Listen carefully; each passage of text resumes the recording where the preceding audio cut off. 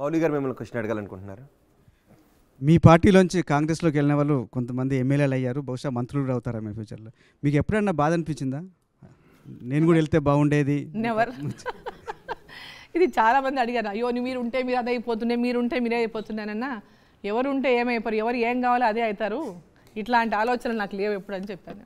అక్కడ ఉంటే అయిపోయేదాన్ని, ఇక్కడ ఉంటే అయిపోయేదాన్ని, ఇట్లాంటివి లేదు. ఆ నిర్ణయానికి ఎప్పుడు నేను నేను తీసుకున్న నిర్ణయాన్ని గురించి ఎప్పుడు కూడా నేను మళ్ళీ దాని గురించి ఎందుకు అయ్యో అక్కడ ఉంటే బాగుండని ఎప్పుడు కూడా ఆలోచించాను. ఎమ్మెల్యే అయ్యేదాన్ని, మంత్రి అయ్యేదాన్ని, అట్లాంటి ఆలోచనే లేదు. అట్లాంటి ఆలోచనే లేదు. నేను ఇక్కడ ఉంటే కూడా ఎమ్మెల్యే అయ్యేదాన్ని, మహబూబ్నగర్లో పట్టుబడితే మహబూబ్నగర్లో అయ్యేదాన్ని, నారాయణపేటలో నిలవాలనుకుంటే నారాయణపేట నిల్చుంటే అయ్యేదాన్ని. కానీ ఐ వాంట్ టు కంటెస్టెడ్, నేను పార్లమెంట్కి కంటెస్ట్ చేయాలనుకున్నా కాబట్టి పార్లమెంట్కి కంటెస్ట్ చేయదలుచుకున్నా. That's it. ఓకే, ఇంతకుముందు మీరు బండి సంజయ్, కిషన్ రెడ్డిని పోల్చినప్పుడు వ్యక్తుల వల్ల పార్టీ బలాబలాలు మారావంటున్నారు. సరే, కొంత మేరకు ఉండడం.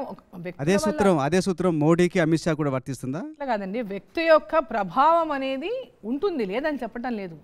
కానీ దీనివల్ల అని పార్టీలో ఒకరిని అంటే ప్రజెంట్ ఉన్నటువంటి వాళ్ళని ఒకరు ఇది చేయడము, పార్టీ పరంగా మాట్లాడడం అనేది యాజ్ ఏ ఒక పార్టీలో ఉన్నటువంటి ఒక ముఖ్య నాయకురాలుగా నా సమంజసం కాదు.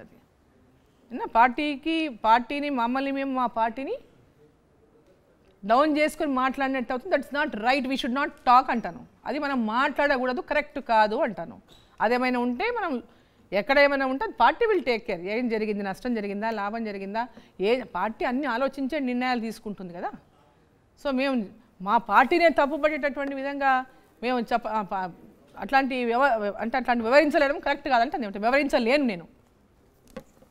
డి కరణ్ గారు, ఎంపీగా పోటీ చేయాలని, లోక్సభకు పోటీ చేయాలని ఉద్దేశంతోనే అసెంబ్లీకి పోటీ చేయలేదని అంటున్నారు. కానీ ఎంపీలుగా ఉన్న వాళ్ళే మీ పార్టీ నుంచి పోటీ చేశారు, స్థానాల్లో గెలవలేదు. సో మీరు అలాంటి ఫలితాన్ని ముందే ఊహించి ఎంపీగా పోటీ చేస్తాను ఆగిపోయారా? నేను సిట్టింగ్ ఎమ్మెల్యే కాదు, నేను సిట్టింగ్ ఎంపీ కాదు. విన్నారా? అంటే సిట్టింగ్ ఎంపీలే పోటీ చేశారు. లిజన్, వాళ్ళు ఎందుకు చేశారంటే వాళ్ళు పోటీ చేయాలనుకున్నారు, పోటీ చేశారు. నేను సిట్టింగ్ ఎమ్మెల్యేగా లేను, అక్కడి నుంచే పోటీ చేయాలని. సిట్టింగ్ ఎంపీగా లేను, ఇప్పుడు పోటీ చేయాలని అనుకుంటున్నాను. నేను ఎంపీగా ఉన్నా కాబట్టి నేను పోటీ చేయాలని అనుకోలేదు. సో నా ఆలోచన నాది, నేను పోటీ చేయొద్దనుకున్నాను, పార్లమెంట్ చేయాలనుకున్నాను, పార్లమెంట్ చేయాలనుకున్నాను, అదే నా డిసిషన్. దానికి మీరు ఎందుకు చేయలేదు అంటే మళ్ళీ అదే. అంటే మీ మనసు ఇప్పుడు కాంగ్రెస్ వైపు లాగుతోంది అనే ఒక చర్చ జరుగుతుంది.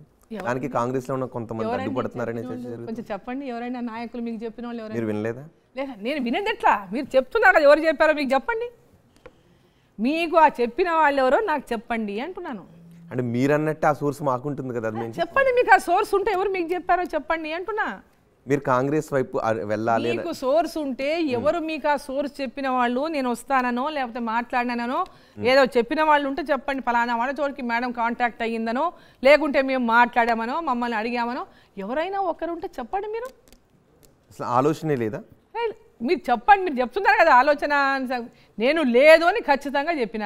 మీరు అయినా అంటున్నారు అటువైపు చూస్తున్నారా, మాట్లాడారంట, మాకు సోర్స్ ఉందని. మీకు సోర్స్ ఉంటే మాకు చెప్పండి, మీకు చెప్పిన వాళ్ళు ఎవరో ఇక్కడే తేల్చేద్దాం కదా. సరే, ఇది తప్పు. ఒకరిని బ్లేమ్ చేయడం అనేది కరెక్ట్ కాదు.